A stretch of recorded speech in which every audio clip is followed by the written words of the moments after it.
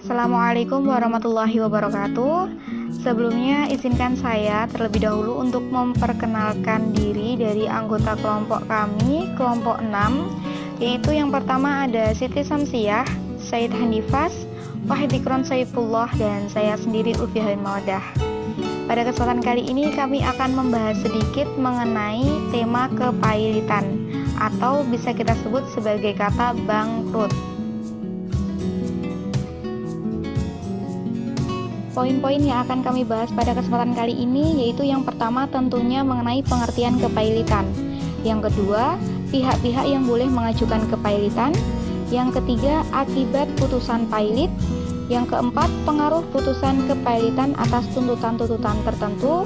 Dan yang terakhir yaitu yang kelima, berakhirnya kepailitan.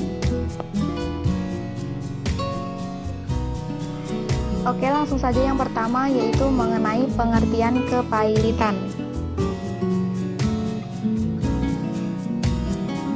Istilah pailit atau bangkrut merupakan istilah yang berkembang dalam praktek yang digunakan oleh masyarakat Indonesia sebagai bahasa sehari-hari untuk menggambarkan keadaan seseorang yang tidak lagi sanggup membayar utang atau telah berhenti membayar utangnya.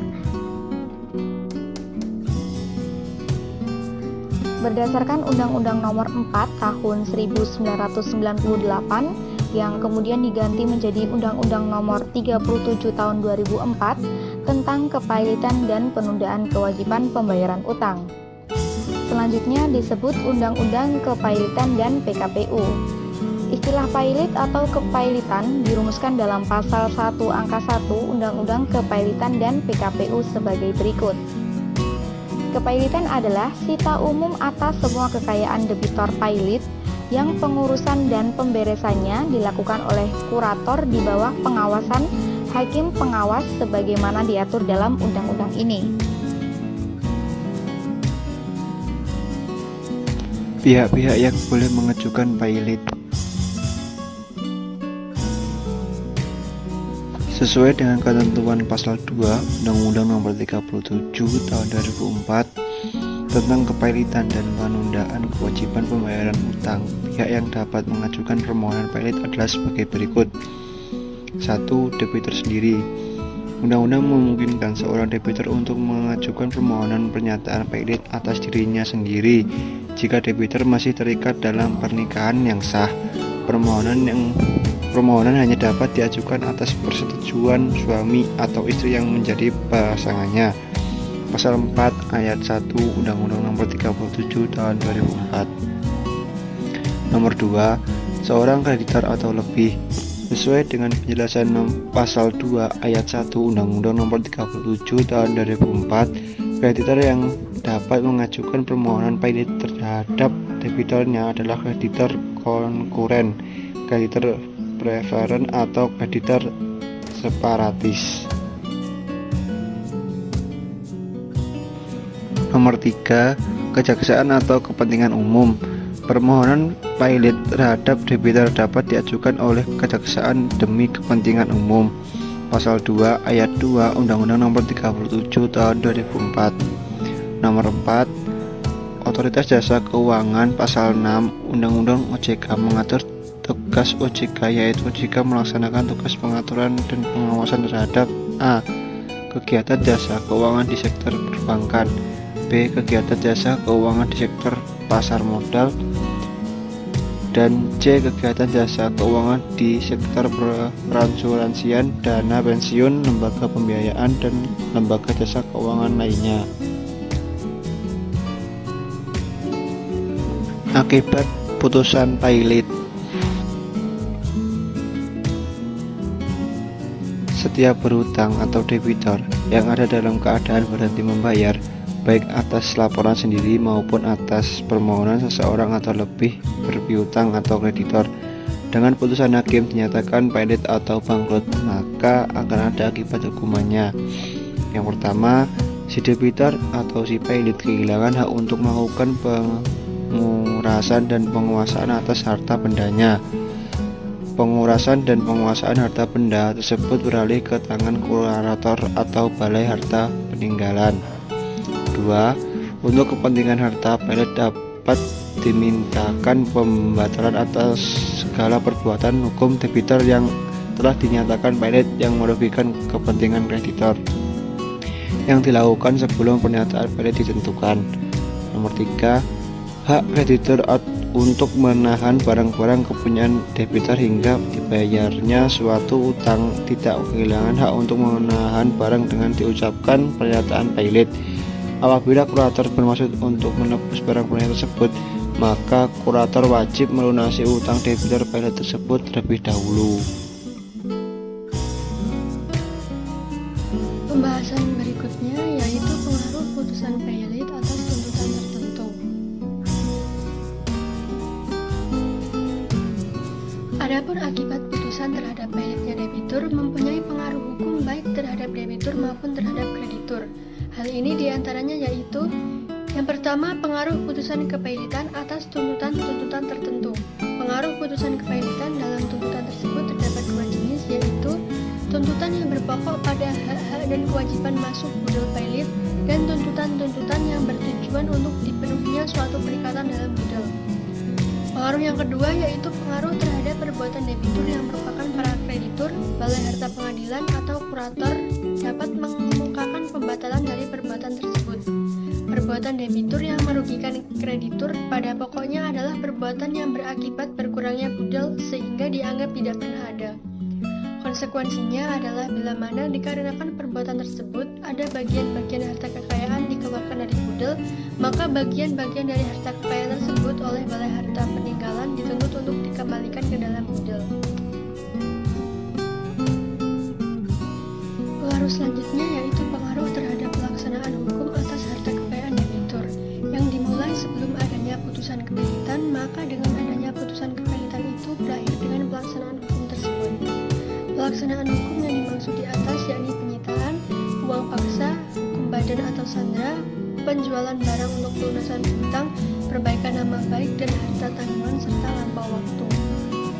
Selanjutnya yaitu pengaruh terhadap perjanjian timbal balik pasal 36 sampai pasal 39 Undang-Undang Nomor 4 Tahun 1998 mengatur putusan kepailitan terhadap perjanjian timbal balik. Dalam hal ini dibedakan antara perjanjian timbal balik dalam taraf pelaksanaan tertentu atau dalam taraf tidak dilaksanakan dengan beberapa perjanjian sewa menyewa dan perjanjian kerja atau perjanjian perburuhan.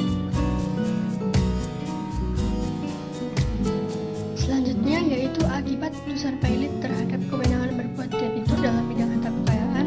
Undang-Undang Nomor 4 Tahun 1998 menegaskan bahwa debitur tidak mempunyai kewenangan baik sebagian maupun seluruhnya terhadap kekayaan setelah pernyataan putusan pilot.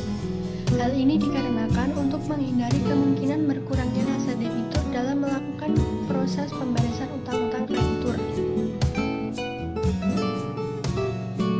Pembahasan yang berikutnya yaitu berakhirnya pilot. Yang pertama yaitu akur atau perdamaian. Perdamaian dalam kepailitan adalah perjanjian antara debitor pilot dengan para kreditor di mana menawarkan pembayaran sebagian dari utangnya dengan syarat bahwa setelah melakukan pembayaran tersebut, ia dibebaskan dari sisa utang, sehingga ia tidak mempunyai utang lagi. Kepailitan yang berakhir melalui akur disebut juga berakhir perantaraan hakim atau pengadilan. Yang kedua yaitu insolvensi atau pemberesan harta pilot. Insolvensi adalah keadaan tidak mampu membayar. Insolvensi terjadi bila mana dalam suatu kepailitan tidak ditawarkan akur atau perdamaian, atau akur dipecahkan karena tidak terpenuhi sebagaimana yang telah disetujui. Dalam hal ini terjadi apabila dalam rapat pencocokan utang piutang tidak ditawarkan perdamaian, atau bila perdamaian yang ditawarkan telah ditolak, maka kurator atau seorang kreditor yang hadir dalam rapat tersebut dapat mengusulkan agar perusahaan debitur pilot dilanjutkan.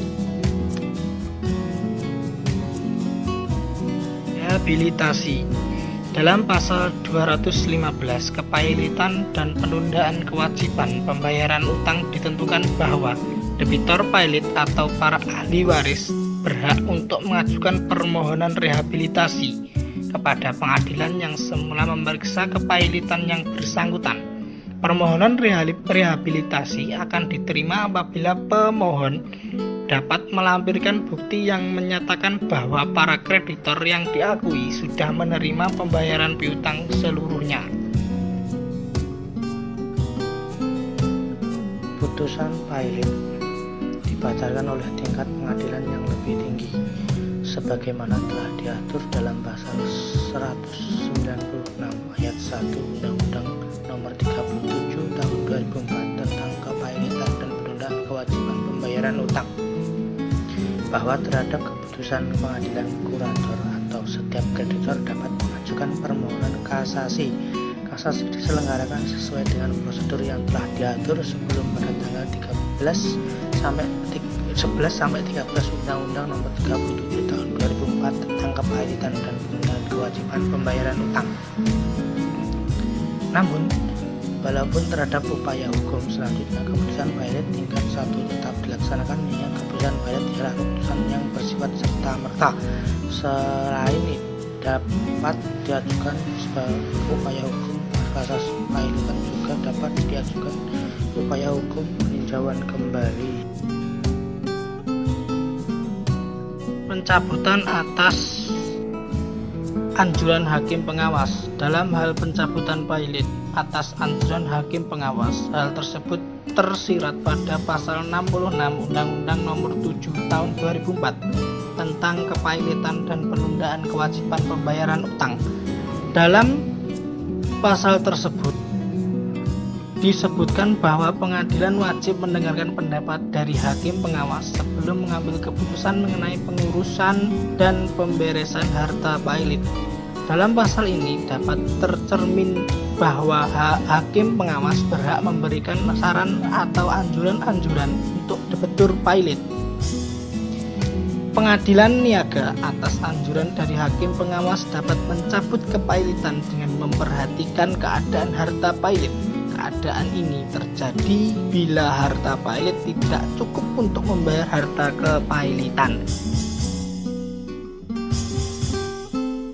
Dalam kepailitan, kesimpulan dalam kepailitan, istilah pilot atau kepailitan dirumuskan dalam pasal 1 angka 1 Undang-Undang Kepailitan dan PKPU sebagai sita umum atas semua kekayaan debitor pilot yang pengurusan dan pemberesannya dilakukan oleh kurator di bawah pengawasan hakim pengawas sebagaimana diatur dalam undang-undang.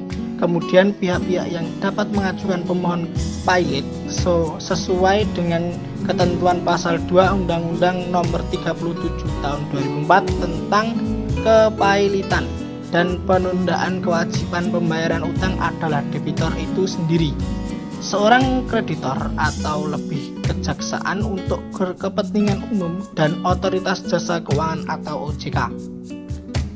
Otoritas jasa keuangan akibat hukum putusan pengadilan terhadap debitor yang dinyatakan pilot adalah sejak tanggal putusan pertama pilot, si debitor kehilangan hak untuk melakukan pengurusan dan penguasaan atas harta kekayaannya yang termasuk dalam harta pilot sejak dinyatakan pilot pengurusan dan penguasaan harta kekayaan si pilot beralih ke tangan kurator atau balai harta peninggalan. Kepailitan dapat berakhir dengan suatu perdamaian dengan cara perjanjian antara debitor pilot dengan para kreditor untuk membayar sebagai utangnya terlebih dahulu. Cara insolvensi adalah utang debitor kepada kreditor telah dibayar lunas.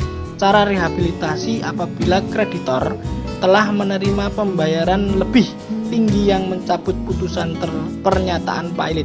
Selain hal-hal tersebut, terdapat pula hal yang dapat membuat berakhirnya kepailitan, yaitu mencabut kepailitan atas anjuran hakim pengawas dikarenakan ia mengetahui kondisi keuangan atau harta tersebut dari debitor pilot.